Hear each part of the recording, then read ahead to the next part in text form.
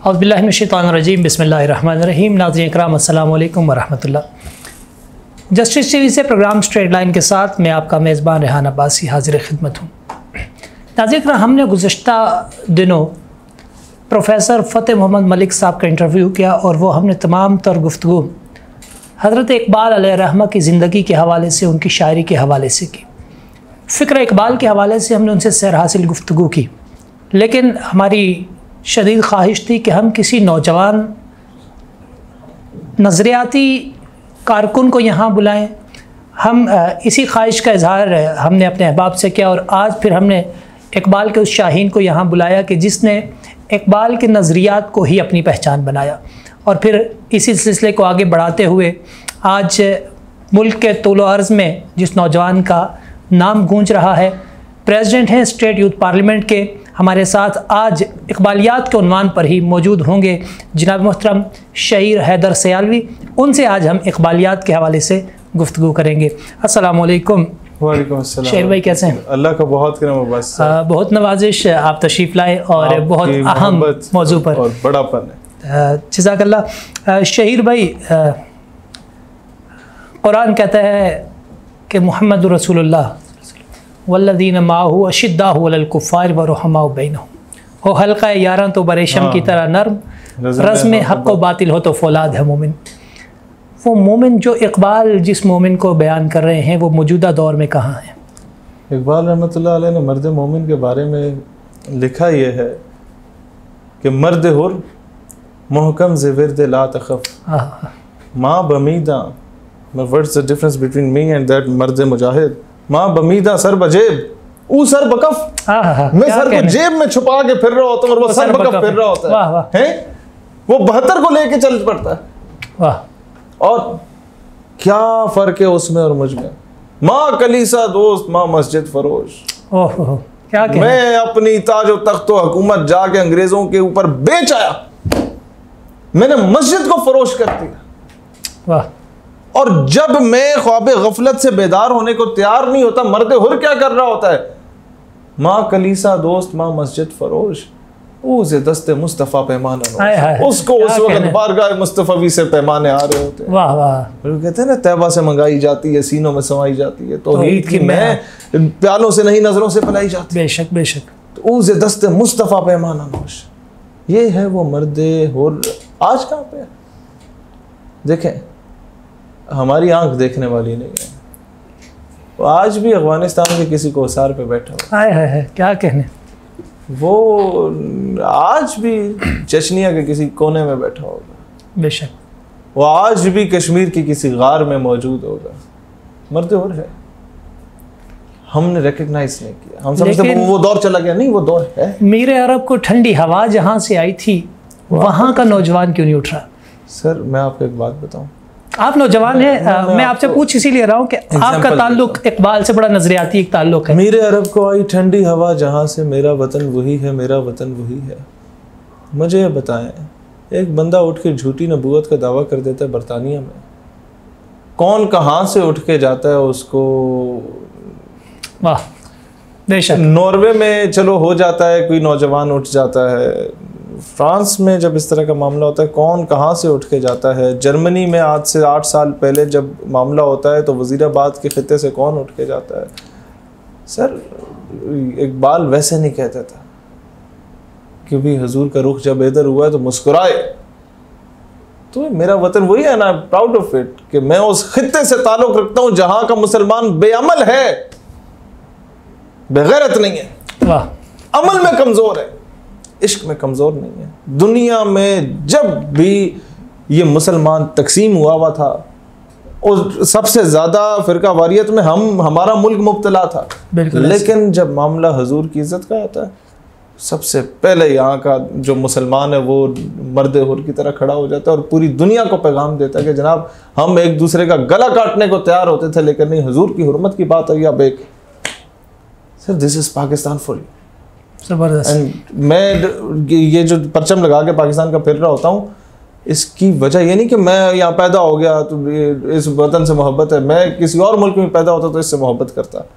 It's the only homeland after Medina पाक which was made on the name of Islam. बिल्कुल it's ऐसे the only homeland जिसको इकबाल ने तरबियत की, जिस बंदे की उसने आके ये वतन बनाया, वो इकबाल जिसे आज इंडिया डिसओन नहीं कर सकता, उनके नेशनल डे पे भी इकबाल पढ़ा जा रहा होता है। बिल्कुल ऐसे। कुछ तो है इकबाल में। वो इकबाल के उनके पोते मुझे कहते हैं मैं ईरान में गया तो ईरानी मुझसे नाराज हो गए कि तुम्हें फारसी नहीं आती, तुम इकबाल के पोते हो। हम उसे आइडियलाइज करते हैं। वो इकबाल जिसे ट्रांसलेट करके हर जगह दुनिया में सुना जाता है, कुछ जगहों पे बैन लगा दिया जाता है कि यार ये ऐसी खुददारी मुसलमानों में बेदार कर रहा है, कहीं ये फिर उठ के वो निकल के सहरा से जिसने रोमा की सल्तनत को उलट दिया था। हाँ। वो ये जो हम कुदसियों से सुन रहे हैं कि वो शेर फिर होशियार हो रहा है, वो होना चाहिए यार, इन्हें बैन करो इकबाल नो की ला छड़े। लेकिन शहीर भाई मैं थोड़ा सा अगर इसी बात को बढ़ाते हुए आगे बढ़ूँ निकल के रोमा से, लेकिन इकबाल खुद आगे फिर कह रहे हैं कि तुम्हारी तहजीब अपने खंजर से आप ही खुदकुशी करेगी। क्या मौजूदा दौर को देखें, आप इस चीज़ को किस तनाजुर में देख रहे हैं? इकबाल ने ये बात की थी अंग्रेज़ों के लिए। बिल्कुल ऐसे ही। ओपन मैरिज का सिस्टम उन्होंने अनाउंस कर दिया, गेज एंड लेस्बियंस का उन्होंने सिस्टम अनाउंस कर दिया, आके वो हमें ह्यूमैनिटी का दर्स देते हैं जिन्हें ये नहीं पता कि भाई उन्होंने आज हमें कहा कि औरत को हकूक दो।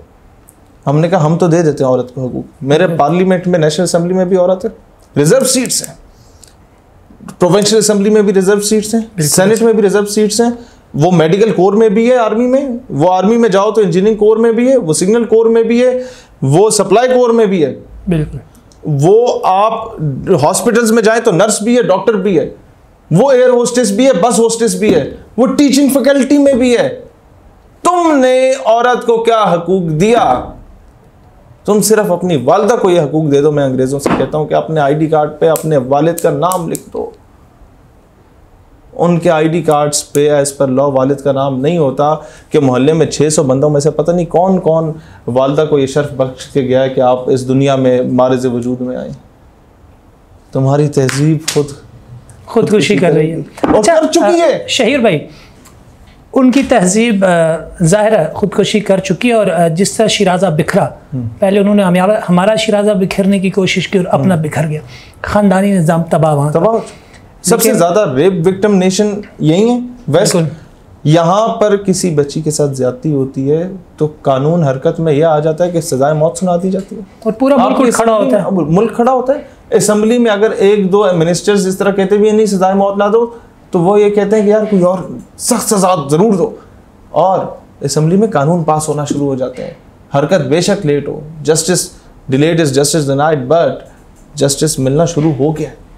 मुझे ये बताएं, अमेरिका में जब किसी औरत के साथ रेप होता है तो बंदे को बेल आउट कर दिया जाता है, छोड़ दिया जाता है कि यार नहीं इसकी नीड थी, नहीं तो ये मर जाता है ऐसी हरकत ना करता, रेप ना करता तो। और सबसे ज्यादा डाइवोर्स अगर कहीं पर हो रही है वहां हो रही है। एज अ नेशन तो उन लोगों ने इराक में, ईरान में, लिबिया में, सीरिया में, अफगानिस्तान में तबाही करके ऑयल और गैस रिजर्व्स और कोल रिजर्व्स चुरा लिए। एज अ नेशन तो अमीर हो गए, लेकिन इनफरादी तौर पे अगर देखा जाए तो हर दूसरा अमेरिकन डिप्रेशन का शिकार है। बिल्कुल। हर दूसरा बंदा घर से लड़के हर दूसरे दिन डाइवोर्स हो रही होती है। बच्चे माँ को जो है वो उस निगाह से नहीं देखते, उनका फैमिली सिस्टम तबाह हो चुका है। बिल्कुल ऐसा ही है। अच्छा, खुदकुशी कर चुकी है। हमें अगर किसी चीज ने बचाया अल्लाह के करम के बाद हमारा फैमिली सिस्टम है। बिल्कुल हमारा फैमिली सिस्टम है। हमारे पास घर के बुजुर्ग बैठ जाते हैं, जब मियाँ बीवी लड़ते हैं तो आके वो सुलह राज़ीनामा करा देते हैं, उधर वो राइट्स के नाम पे वो बेचारी को सारी जिंदगी सड़कों पे ले आते हैं। बिल्कुल ऐसा ही। तो यहाँ पाकिस्तान इज मच बेटर। शेर भाई, हम एक और टॉपिक पे मजीद इसी को बढ़ाते हुए भी हम बात करेंगे कि इकबाल ने आज से 100 साल कबल उस वक्त ये कह दिया था, उन्होंने पहले ही बता दिया था अंग्रेज़ों की जो फ़िक्र है, अंग्रेज़ चाहता क्या है कि फ़िक्र अरब को दे के फ़रंगी तख़य्युलात इस्लाम को हिजाज़ और यमन से निकाल दो। हम उस हवाले से भी गुफ्तगू करेंगे, लेकिन हम मुख्तसर सा एक ब्रेक लेंगे, फिर वापस जब लौटेंगे तो हम इंशाल्लाह आपसे फिर उसी हवाले से गुफ्तगू करेंगे। नाज़रीन करम, मुख्तसर सा ब्रेक और फिर हम वापस लौटते हैं। शहीर भाई हमारे साथ मौजूद हैं, हम इकबालियात के हवाले से मज़ीद इनसे गुफ्तगू करेंगे। हमारे साथ रहिएगा।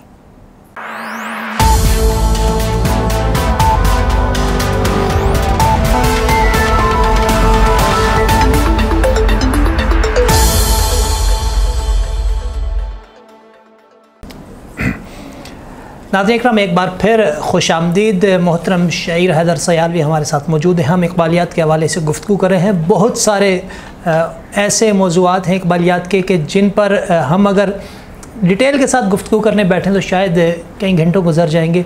और माशाल्लाह शाहिर भाई की ग्रिप भी मुख्तलिफ़ मौज़ूआत पर बहुत ज़बरदस्त है, लेकिन ज़ाहिर है हमने एक मखसूस वक्त में रहते हुए बात करनी है। शाहिर भाई, हमने बात की मर्द मोमिन की, फिर हम मज़ीद दीगर, फिर हमने फ़रंगियों की बात की, उनकी तहज़ीब की बात, मुल्ला मुजाहिद, सारी बातें तो हुई। आप एक नौजवान रहनुमा हैं। आज का जो नौजवान है, इकबाल ने उस दौर में नौजवान के बारे में जो कहा था कि तेरे सोफ़े हैं अफरंगी, तेरे कालीनी रानी, लहू मुझको रुलाती है जवानों की तनासानी। उस दौर का नौजवान अगर उस वक्त तनासा हो गया था तो आज का नौजवान फिर किस जगह पे खड़ा है? आज का नौजवान पबजी पे कश्मीर आज़ाद करवा रहा है। आज का नौजवान जो है वो ज़्यादा मॉडरेट हो गया। वो सारा फीफे का वर्ल्ड कप जो है वो जीत जाता है कंप्यूटर पे।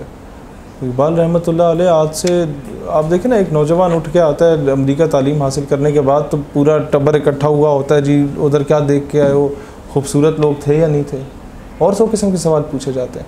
और वो फूले नहीं समाता, वहाँ जाके जनाब झाड़ू मार रहा होता है, इधर आके वो मलिक साहब बन जाते हैं। बिल्कुल जनाब नई कॉटन का सूट पहना हुआ, मैं उठे जनाब बड़ा बाबू, मैं पता नहीं वहाँ पाकिस्तान से की रखे। आज से 100 साल पहले इंटरनेट नहीं था सर, टेलीविज़न नहीं था, लोगों ने नहीं देखा था बरतानिया में क्या होता है। वन इकबाल रिटर्न फ्रॉम बरतानिया and people asked him a question, Iqbal उठे की वेख क्या है?